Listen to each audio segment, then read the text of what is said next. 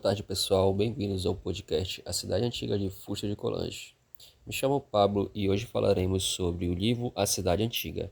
Esse podcast terá a participação dos acadêmicos Andrew Souza, Johnny Cruz, Johnny Ribeiro, Luana Cunha, Valber Vidal e Weider Viana, do curso de Direito da Universidade Federal do Oeste de Pará. Daremos ênfase ao livro quinto, onde será abordado o desaparecimento do regime municipal, as influências de novas ideias na política, assim como alguns fatores relevantes nas conquistas romanas que impactaram esse processo, como a concepção de cidadão romano, as relações que se estabeleciam entre os povos conquistados e Roma, quais eram os direitos e obrigações desses povos perante Roma e, por fim, como o cristianismo modificou as condições de governabilidade. Para dar início, eu convido o nosso colega Weider Viana. Olá, ouvintes. Nós vamos falar um pouco sobre o desaparecimento do regime municipal. Inicialmente, nós percebemos que o regime municipal entre os povos antigos ele se originou de uma crença religiosa primitiva que possibilitou o surgimento da instituição família. A família deu origem às cidades e as cidades deram origem ao governo municipal. Logo, percebemos que primeiro surgiu o direito doméstico, para então surgir o direito civil que deu origem às leis civis. Daí provém o fato de que, naqueles tempos, toda a instituição de governo era uma instituição religiosa.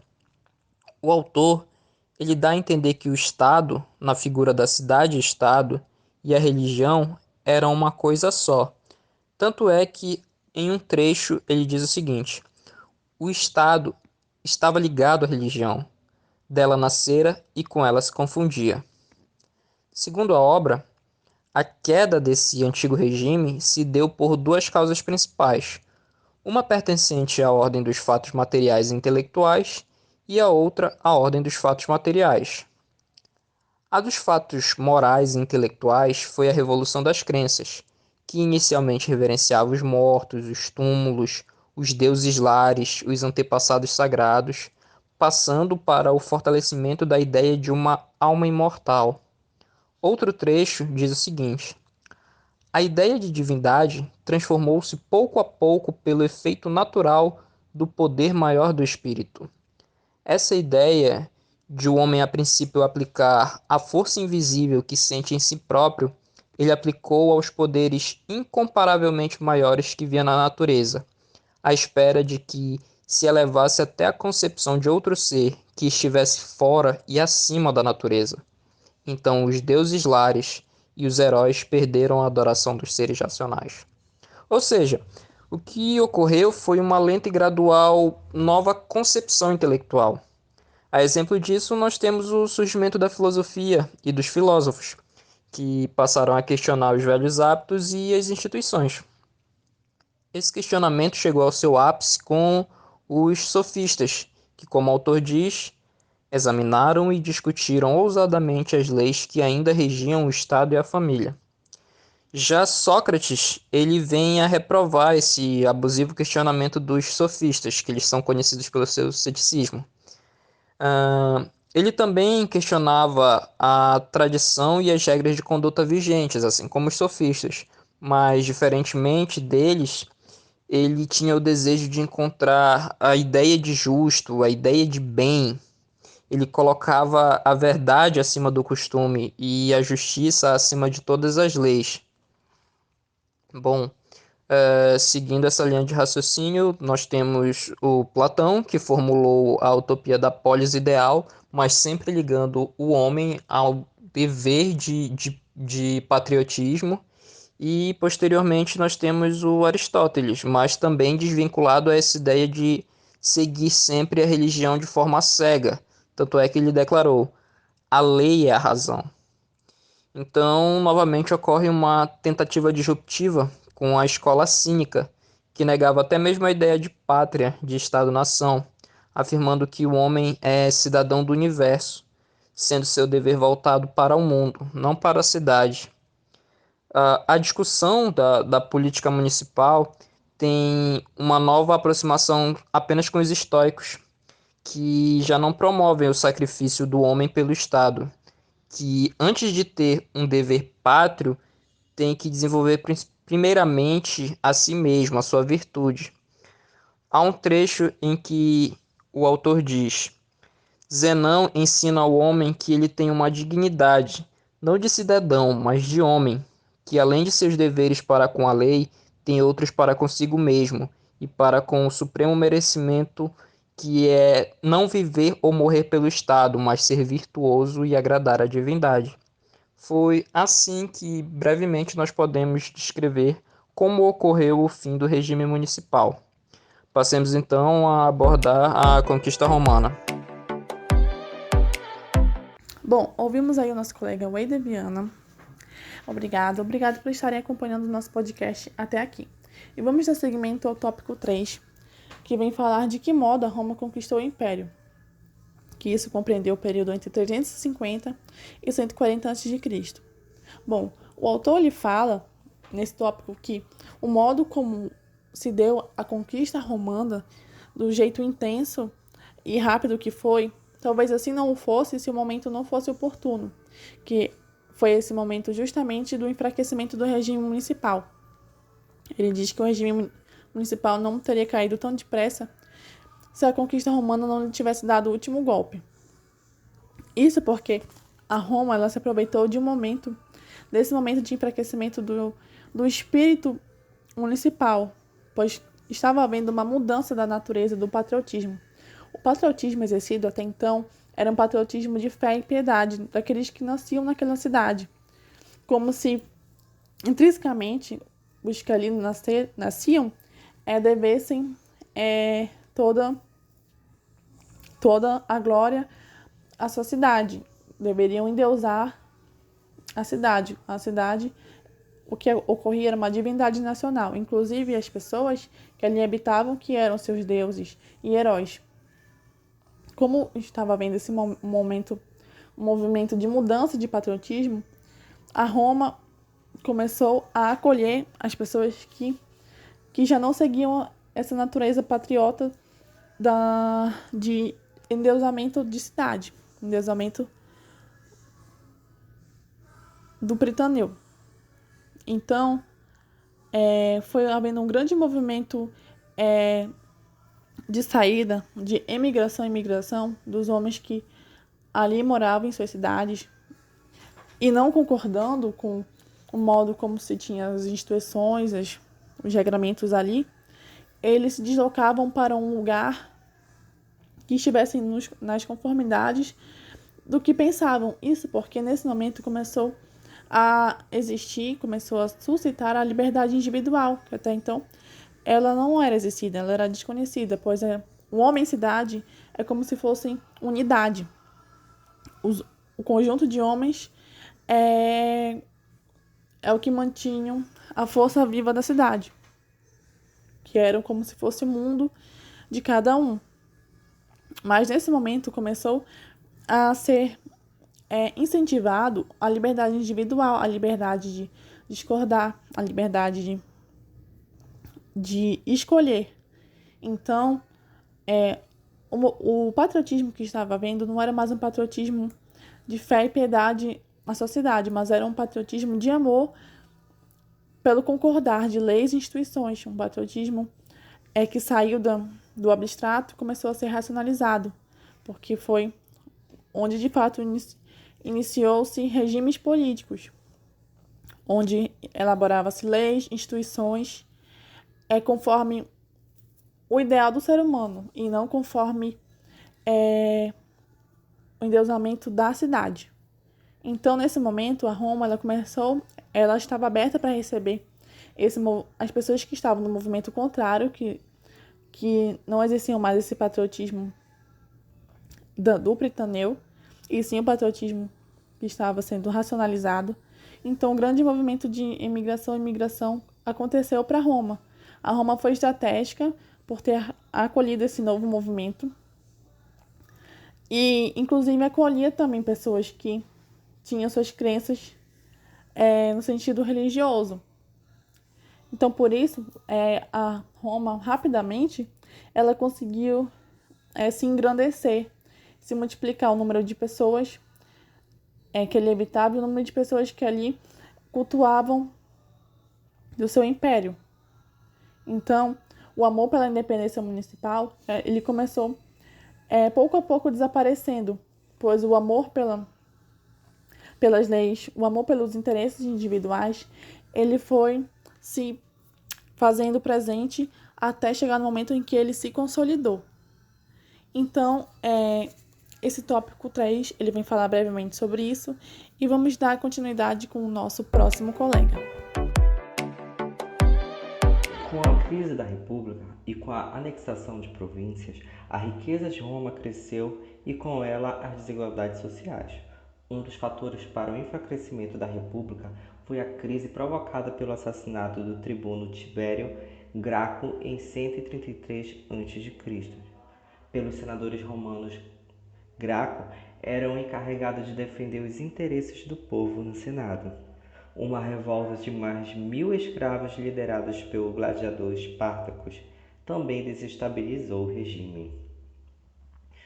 Com a chegada de Júlio César ao poder, no ano 60 a.C., César fez uma aliança com os generais Marco Crasso e Pompeu Magno, dois homens de grande riqueza e influência política, para juntos controlarem a República.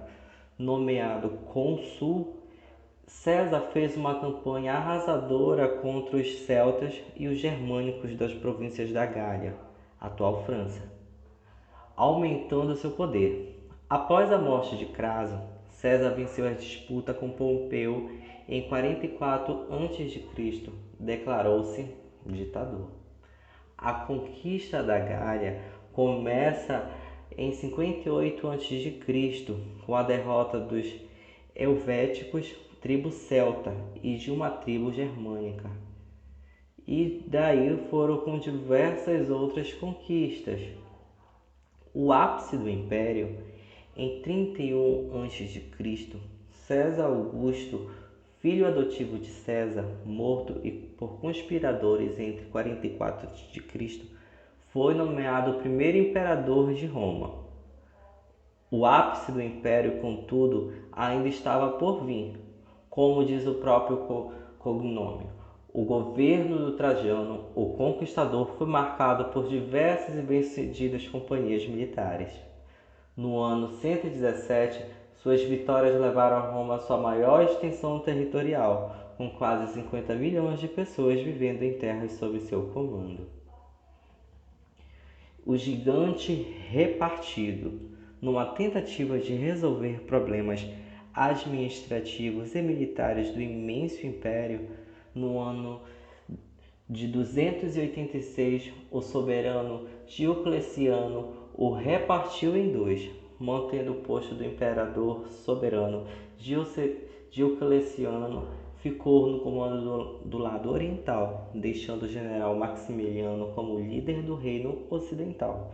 Mais tarde, em 330, após uma série de guerras civis, Constantino I transferiu a sede do império para a cidade de Constantinopla, onde hoje é a atual Turquia.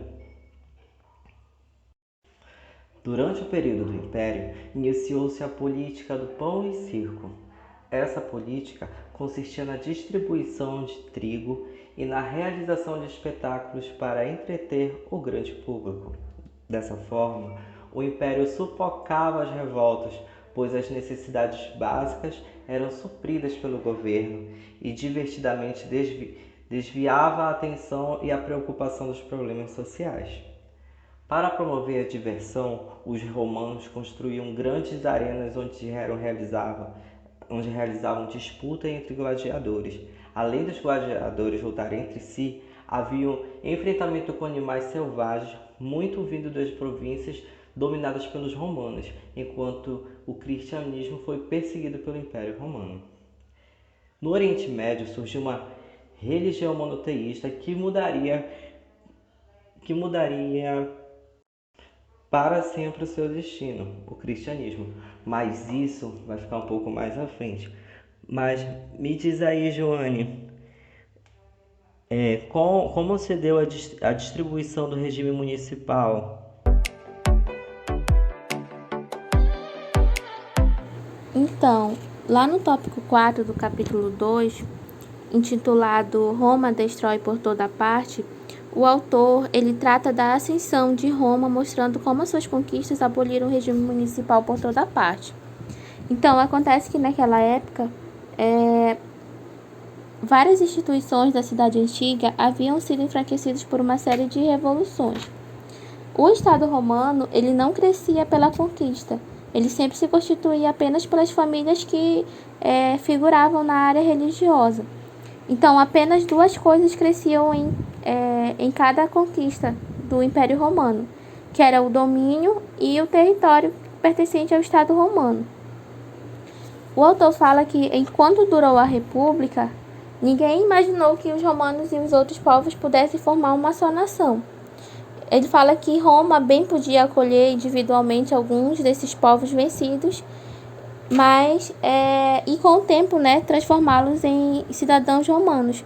Mas eles não conseguiam assimilar a ideia de ter uma população estrangeira dentro da sua população.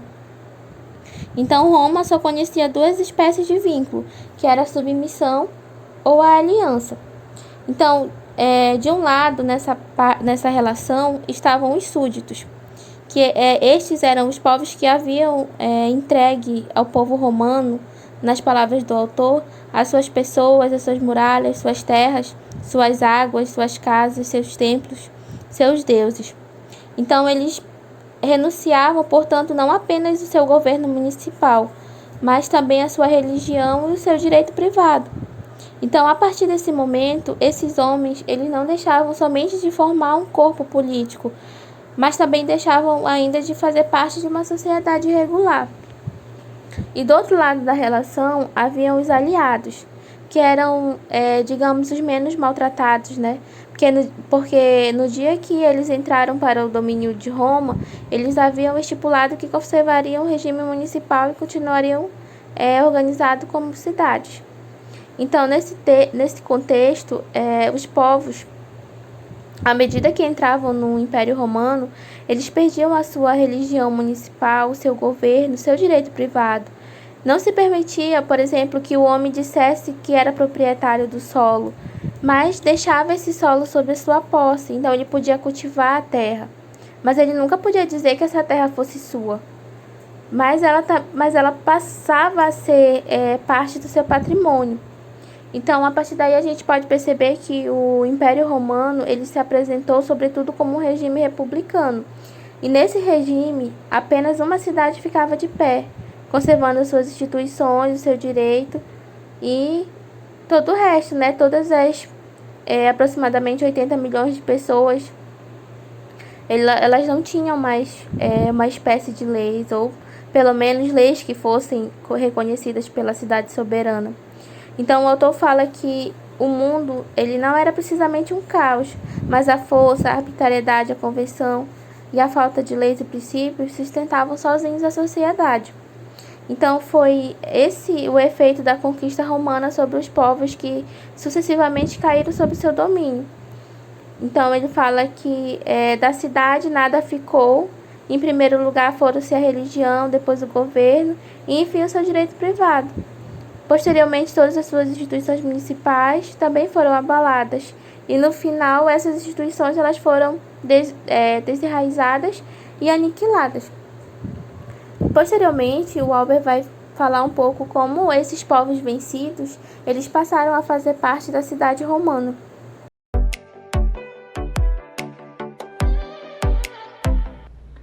Olá a todos, eu sou o Valber Vidal e eu vou dar prosseguimento ao que a Joane apresentou. Irei explanar sobre os povos vencidos entram sucessivamente a fazer parte da sociedade romana. Bom, primeiramente é importante esclarecer que aqui há dois lados da moeda, ou seja, de um lado se tem a condição de súdito e de outro a condição de cidadão.